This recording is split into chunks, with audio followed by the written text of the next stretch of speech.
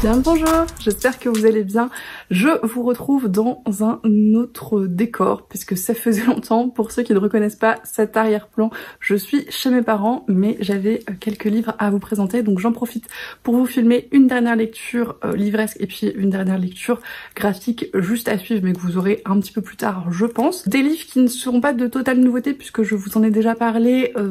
pour la totalité dans mon vlog Readathon qu'on avait organisé avec Lucie de la chaîne Lucie a lu. Je vous le remets dans le petit en barre d'infos, etc. Et je vous en ai déjà parlé également un petit peu dans mes bilans des lectures automnales, donc le Cocorico et le Pumpkin Autumn Challenge.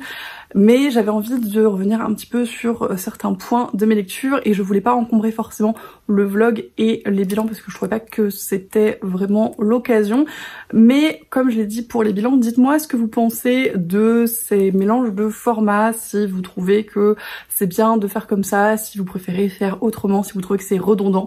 Je suis preneuse de tout avis construit, il n'y a pas de problème. Ça me permettra de voir un petit peu comment m'organiser pour les saisons à venir. En tout cas, pour l'automne, on va faire comme ça et on verra bien ce que ça donne. Toujours est-il que, comme pour toute dernière lecture, j'ai 5 romans à vous présenter et je propose qu'on commence tout de suite. Le premier livre que je vais vous présenter, c'est un livre qui me faisait très envie et qui n'a pas patienté très longtemps dans ma pile à lire, c'est A Spindle Spilchard de Alix E. Harrow. Alors je sais toujours pas si je le prononce bien, je suis désolée si ce n'est pas le cas. Publié aux éditions Tor.com. C'est un tout petit livre, c'est même plutôt une novella qui m'intriguait beaucoup comme je vous le disais, tout simplement parce que c'est du Alix E. Harrow, une autrice que j'affectionne particulièrement. C'est un livre qui a gagné un prix Hugo l'année dernière si je ne dis pas de bêtises, en tout cas je vous en avais déjà parlé lors de ma vidéo présentation des prix Hugo et c'est une réécriture de conte, la réécriture de La Belle au bois dormant. 3 raisons qui déjà me vendaient un petit peu du rêve, donc voilà, je me suis jetée dessus. Ça m'a permis de me réconcilier un petit peu avec la lecture en VO, en tout cas de me relancer dans la lecture en VO, donc j'étais très contente parce que je me suis dit que 120 pages, même en anglais, ça allait se lire assez vite et ce fut le cas puisque c'est un livre que j'ai pu lire pendant ma première journée de Readathon et c'était très chouette, c'était une bonne lecture. Pas mon livre préféré de l'autrice, alors je sais pas si ça tient du fait que c'était en version originale ou si ça tient du fait que c'était un format très court, mais voilà, il y a des petites choses qui ont fait que c'était pas un incroyable coup de cœur, mais c'était une bonne lecture avec des thèmes abordés que je trouvais plutôt très intéressants. Ici donc on est dans une réécriture de conte assez moderne où on commence dans notre monde en fait, où le personnage principal est malade et c'est que globalement il lui reste pas très longtemps à vivre et en ce sens, elle s'identifie beaucoup au conte de La Belle au bois dormant puisqu'elle a l'impression d'avoir été maudite dès sa plus tendre enfance du fait de cette maladie orpheline qui la condamne sans que rien puisse être fait. Et donc il y a pas mal de parallèles avec ce conte-là, d'autant que la narratrice l'a étudié. Donc on revient un petit peu sur pas mal de choses sur le conte, sur les aspects féministes plutôt anti-féministe que peut avoir le conte de La Belle au bois dormant. On revient sur toute la symbolique en fait derrière ça et donc ce parallèle avec cette maladie. Donc ça j'ai trouvé ça hyper cool. J'ai beaucoup aimé le personnage principal comme dans tous les romans que j'ai lus de l'autrice pour l'instant. Comme je le disais, il y a pas mal d'aspects féministes mais il y a aussi pas mal de représentations, typiquement ici de relations FF et ça j'ai trouvé hyper cool. Et donc après, alors je vais pas vous faire un résumé trop spoilant parce que comme je le disais c'est hyper court et ça se passe très vite, mais il se passe quelque chose qui fait que on se retrouve plongé dans un conte de fées à proprement parler et là c'est pareil, ça va permettre d'aborder d'autres choses sur le conte, d'autres aspects un petit peu féministes et ce que je trouve vraiment hyper chouette c'est que on développe un peu une espèce de multiverse autour de ces contes de fées et ça permet de s'intéresser aux différentes influences, aux différentes cultures qui ont pu s'intriquer dans les contes et les contes qu'on connaît mais qui ont des petits twists dans certaines cultures, etc. Et ça j'ai trouvé ça hyper cool et je trouve qu'on en a pas assez dans la réécriture de contes parce que on sait que le conte c'est une tradition orale, on sait que les frères Grimm ils ont fait un joyeux melting pot de beaucoup de choses qu'ils ont entendues, mais du coup on n'a pas forcément cette notion je trouve dans les réécritures de contes qu'on peut voir d'une façon générale et dans les contes d'une manière générale. On a l'impression qu'il y a un espèce de canon et que les gens jouent un petit peu avec, mais en fait c'est assez loin de ce que peut être le conte, puisque la tradition orale en tant que telle fait qu'il n'y a pas une chose canon. Les frères Grimm ont écrit leur version, mais il y en a plein d'autres, et dans différentes cultures c'est encore plus vrai, puisque les différences sont encore plus marquées, et alors, c'est fait de façon assez légère ici, on va pas se mentir, mais j'ai trouvé ça intéressant que ça soit présenté, et j'ai l'impression, en tout cas, c'est un premier tome d'une série, ce que je ne savais pas en commençant ce récit. C'est toujours une formidable découverte de me rendre compte que je me lance dans une nouvelle série, mais du coup voilà, c'est un premier tome de série, et j'ai l'impression que ça va être peut-être un petit peu aussi pas le sujet, mais en tout cas un des thèmes de cette série, à savoir ce multiverse de contes, et du coup peut-être que ça va permettre de développer différentes influences, différentes cultures, différentes façons de voir les contes de fées, et ça je trouve ça hyper cool. Comme je le disais, beaucoup de représentation, beaucoup de féminisme, beaucoup d'humour, et alors ça j'adore vraiment la plume de Alix Earo, je trouve qu'elle a vraiment une patte hyper cool, et même en VO ça reste très chouette. Il y avait des petites choses qui étaient un petit peu compliqué à comprendre, parce que typiquement quand on est dans le conte, il y a des vocabulaires qui sont un petit peu plus difficiles d'abord je trouve, mais ça restait très fluide à lire, très accessible, et globalement j'ai passé un super moment dans ce livre. Un peu rapide parfois, un peu simple parfois, mais encore une fois peut-être que ça tient du format. Je lirai la suite avec grand plaisir, et j'espère voilà, qu'on continuera dans cette espèce de multiverse de contes, parce que ça c'est vraiment quelque chose qui m'intéresse énormément, et j'ai hâte de voir ce que l'autrice va en faire. Et puis comme je le disais, on aborde des trucs très cool sur typiquement le rôle de la méchante, et du pourquoi de la malédiction dans le conte de La Belle au Bois dormant, en tout cas dans cette version du conte là, qui m'a vraiment beaucoup plu. Il y a aussi toute une question à la fois dans le conte et à la fois dans la vie de l'héroïne, du poids de l'amour des parents, et ce qui est très présent dans La Belle au Bois dormant finalement, mais qui est aussi très présent dans la vie de l'héroïne, et de ce que ça peut faire dans la construction d'un individu aussi. Donc ça j'ai vraiment beaucoup apprécié. Un bémol que j'ai eu quand même avec ce livre, c'est que alors il est magnifique, il est vraiment sublime, et il est tout illustré avec des illustrations en noir et blanc que j'ai trouvé très jolies, mais que j'ai pas du tout comprises. Alors elles sont très psychédéliques, il y a des trucs un peu bizarres, il y a des têtes qui se baladent, enfin voilà, des trucs un peu bizarres, et en fait j'ai essayer de comprendre pendant ma lecture si elles étaient associées à un passage du texte, j'ai pas réussi, et je me suis dit à la fin que j'allais le relire et juste regarder les illustrations, voir si ça faisait une autre histoire dans l'histoire, et qu'auquel cas ça aurait pu être intéressant également, et même ça j'ai pas compris. Alors si certains d'entre vous l'ont lu et qu'ils ont compris le pourquoi du comment des illustrations, dites-moi, je suis très preneuse, je pense que je suis passée à côté de quelque chose clairement, mais c'est une des grandes questions qui me reste en fermant le bouquin, c'est ok, très jolies illustrations, mais pourquoi? Et je trouve ça un peu dommage quand ça rajoute pas un truc où voilà. Si ça avait été une autre histoire dans l'histoire et un espèce de d'easter egg, je t'aurais trouvé ça hyper cool. Mais là, je sais pas, j'étais un peu pourquoi, comment, bref. En tout cas, comme je vous le disais, je lirai la suite avec grand plaisir, et je vous en reparlerai, j'espère, un jour, bientôt peut-être. Ensuite, je vais vous parler d'un livre dont je vous ai déjà pas mal parlé pendant le vlog du Readathon et pendant mon bilan du Cocorico Challenge, mais j'ai encore des trucs à dire parce que je pense que j'aurai toujours des trucs à dire sur cette série. Bien évidemment, le 3e tome de La Dernière Geste Ordalie de Morgan of Glencoe, publié aux éditions ActuSF dans la collection Naus, qui est, comme tous les livres des éditions ActuSF, j'ai envie de vous dire, très joli. Vous l'aurez peut-être compris si vous avez vu les vidéos dont je viens de parler, mais c'est une série que j'affectionne vraiment particulièrement. J'ai essayé de la résumer pour le bilan du Cocorico, je sais pas si c'était une grande réussite. Toujours est-il que on va essayer de développer un petit peu plus les choses ici. La Dernière Geste, c'est une série de fantasy uchronie qui se passe en grande partie, en tout cas au début du récit, en France, dans une France qui est toujours sous la domination d'un roi. La monarchie n'a pas été renversée. On est dans une espèce d'ère industrielle un petit peu plus moderne, puisque typiquement on a des choses comme des caméras, mais où en tout cas le chemin de fer, les machines à vapeur ont une place qui est quand même très importante. Donc on est un petit peu dans cet entre-deux technologique, sous cette monarchie vraiment toujours de droit divin, très importante, avec un peuple qui on souffre hein, très clairement, qui se fait vraiment dominer, etc. Et on va suivre le personnage de Yuri, qui est une princesse japonaise qui a été élevée comme telle au Japon et qui au début de l'histoire débarque en France parce qu'elle a été appelée par son père, donc elle fait le trajet en train du Japon à Paris, et elle débarque là-bas et se rend compte qu'elle a été fiancée, vendue pour être la nouvelle dauphine de France, donc l'épouse du dauphin. Et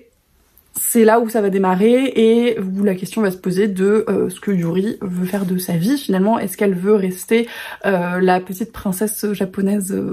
française du coup tranquille à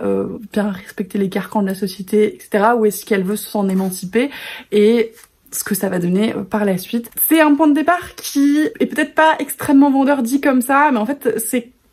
encore une fois, je vais me répéter, un livre qui est compliqué à résumer pour moi, d'autant que dans ce 3e tome, on est vraiment très très loin de ce que peut être ce point de départ,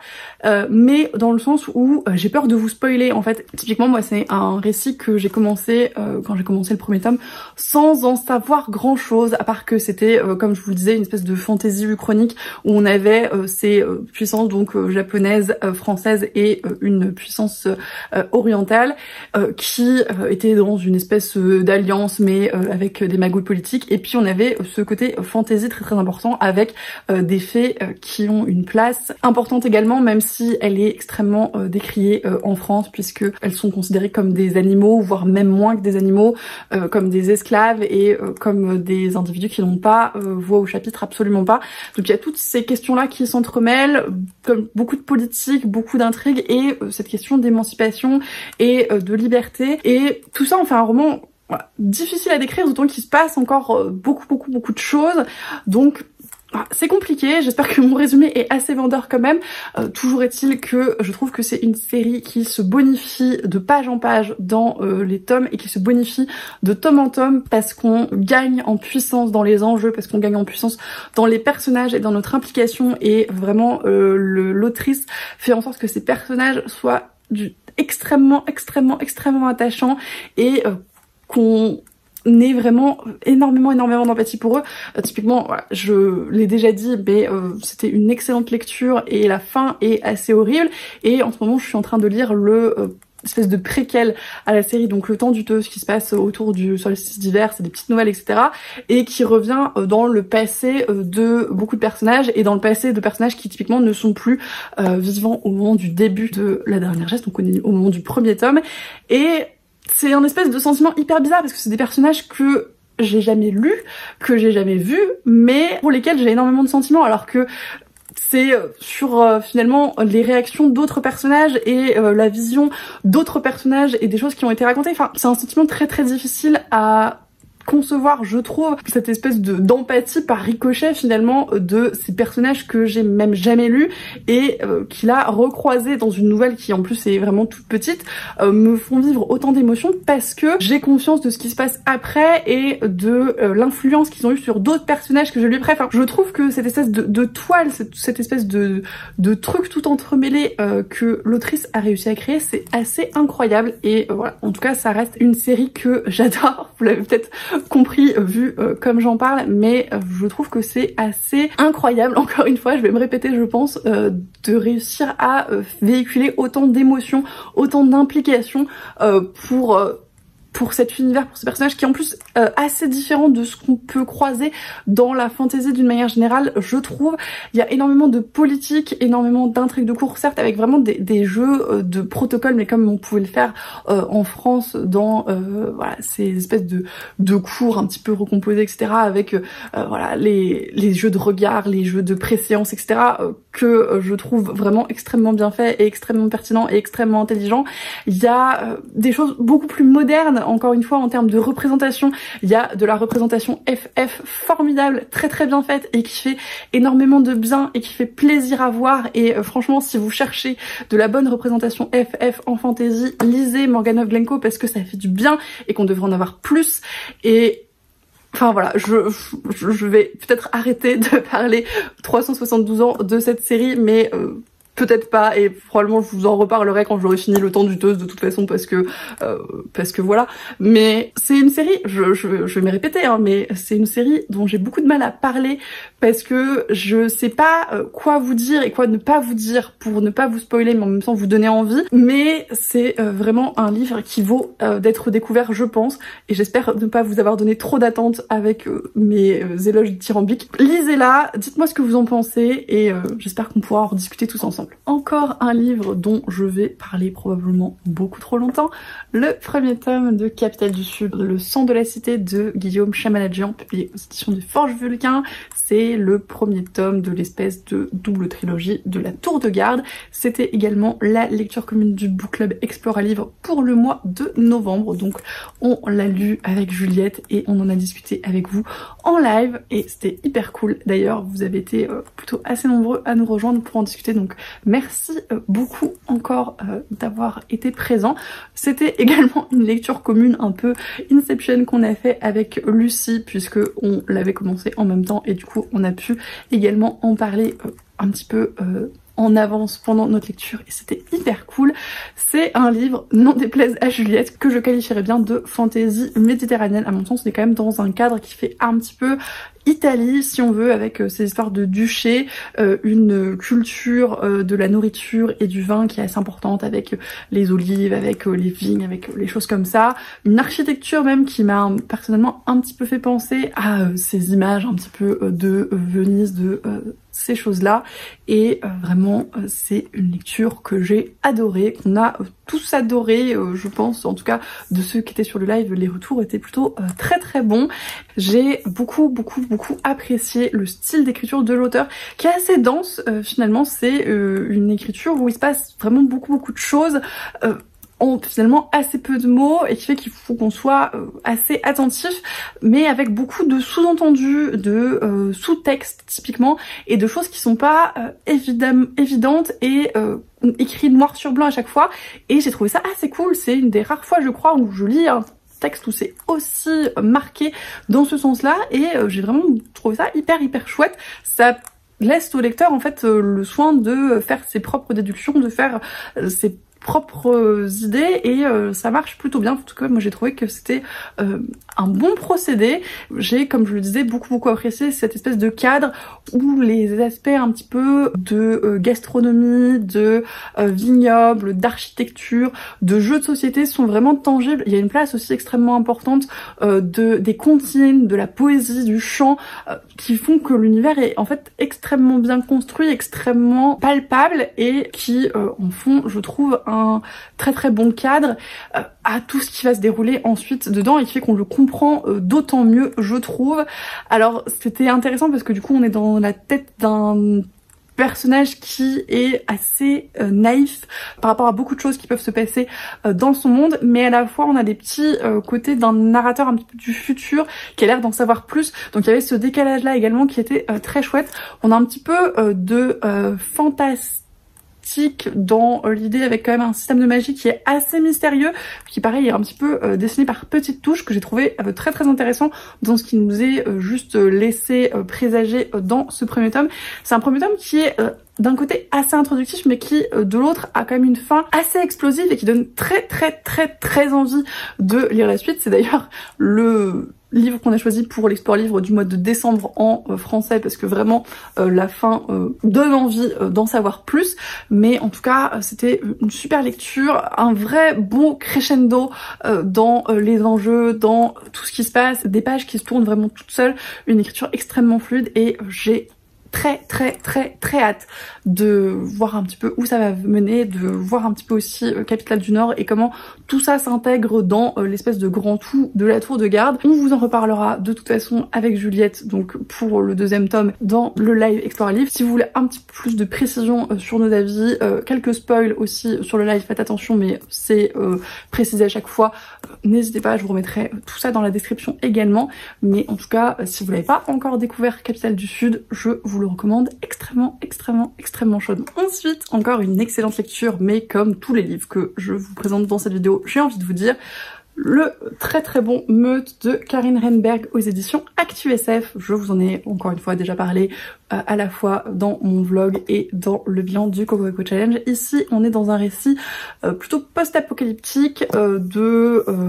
fantastique paranormal où on suit une meute de loups-garous et typiquement on va suivre le point de vue de 3 personnages. Alors 2 sont des loups-garous, un est un humain mais gravite finalement autour de cette meute par la force des choses. On est dans un univers très très sombre, très très noir où la violence est omniprésente, où on est dans des gangs et avec beaucoup de combats à mort et choses comme ça. Donc vraiment un truc assez dur, assez enveloppant, assez glauque même parfois. Mais à contrario, on a énormément de douceur et notamment dans cette meute, ou en tout cas dans ce qu'elle va devenir, parce qu'initialement c'est un petit peu malaisant, il y a beaucoup de tensions et de déséquilibre et de choses comme ça, et puis petit à petit ça va évoluer et il va y avoir vraiment de très beaux moments de douceur et d'amour et de choses très mignonnes. C'est un récit, je vous l'ai déjà dit, que j'ai vraiment beaucoup apprécié, alors qui n'était pas forcément évident initialement puisque c'est écrit à la 2e personne, donc au-dessus, ce qui fait que faut se mettre un petit peu dedans. Il m'a fallu quelques pages pour réussir à vraiment rentrer complètement et à ce que ce soit plus un problème et quelque chose sur lequel je bute, parce que c'est la première fois que je lisais un roman complètement à la 2e personne, mais finalement ça se fait assez bien et ça m'a pas dérangé pour le reste du récit. Ce qui était également très intéressant, c'est qu'il y a énormément de représentations. Alors il y a pas mal de relations MM, notamment un petit peu de FF, et il y a 2 personnages qui sont non-verbaux, alors pour des raisons différentes. Il y en a un qui a été blessé et qui a perdu l'usage de ses cordes vocales, et il y en a un pour lequel c'est plutôt suite à un traumatisme mental qu'il a perdu l'usage de la parole. Donc on a aussi cette communication non-verbale qui va s'installer, et cette question de la parole et voilà, de communiquer sans cette parole, que j'ai trouvé vraiment très cool. On a aussi la question de la synesthésie, notamment donc un des personnages le plus jeune, le jeune garçon qui ne s'exprime pas mais qui voit tous les sentiments des autres sous forme de couleurs et qui du coup va essayer de les exprimer d'une autre façon que j'ai trouvé assez poétique, assez intéressante, et qui rajoutait, je trouve, dans cette espèce d'ambiance un petit peu de meute assez enveloppante, assez cocon finalement. Enfin, je crois que ça fonctionnait bien dans le côté un petit peu plus positif des choses, et en plus on pouvait suivre un petit peu son évolution à lui, son évolution de sa psyché par cet intermédiaire là, et c'était voilà une autre façon de communiquer, une autre façon de se faire comprendre que j'ai trouvé très chouette. J'ai beaucoup apprécié les personnages, j'ai apprécié leur évolution. Alors il y a des petites choses qui sont un petit peu clichés, mais ça m'a pas dérangé, ça se lit très bien. C'est une belle briquette, mais ça se lit tout seul. C'était assez étonnamment parce qu'encore une fois il y a des passages qui sont très durs, une lecture vraiment très agréable et de laquelle je ressors de façon plutôt positive et avec plutôt des bonnes vibes malgré toute cette violence, malgré tous ces trucs très glauques. Je trouve qu'en fait la balance est bien faite de telle sorte que on retienne finalement le positif de cet univers et de ce qu'il engendre, et je trouve que c'est vraiment hyper cool. C'est une lecture que j'ai adorée et que je vous recommande encore une fois très chaudement. Si vous aimez ce côté meute, ce côté famille un petit peu bizarre, la gestion de trauma, alors encore une fois il y a énormément de trigger warning dans ce récit qui sont tous à la fin, si jamais vous le croisez en librairie ou ailleurs et que vous voulez vérifier qu'il n'y a pas des choses qui risquent de vous faire souffrir, voilà, allez-y avant, mais franchement sinon je vous le recommande. C'est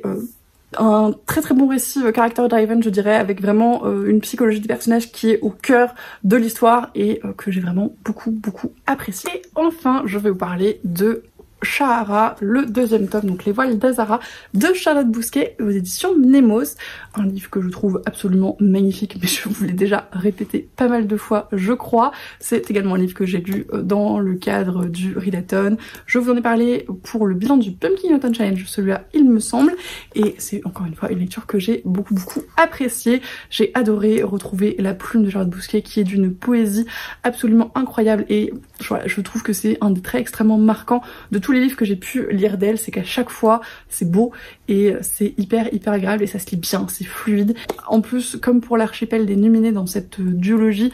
elle mettait à chaque début de chapitre des petits passages de poésie ou de chansons ou de récits un petit peu de cet univers-là, de ce folklore-là, pour un petit peu plus de contexte et pour s'imprégner encore plus de cette culture et de cet univers, et je trouvais ça vraiment hyper cool. Et en plus vraiment il y a des trucs qui étaient vraiment extrêmement jolis, extrêmement beaux à lire, donc très agréable. On est ici dans une fantaisie orientale. Alors j'ai commencé ce deuxième volume en ayant pas mal oublié le premier. Pour vous résumer rapidement l'histoire, on suit d'un côté un personnage qui au début du premier tome donc est une espèce de chaman dans sa tribu, puisqu'Yel est intersexe et grâce à cette particularité, Yel a des pouvoirs du fait du dieu qui elle sert tout simplement, et qui se rapporte à cette espèce de dualité si on veut. Et on suit également dans un autre lieu une espèce de caravane qui est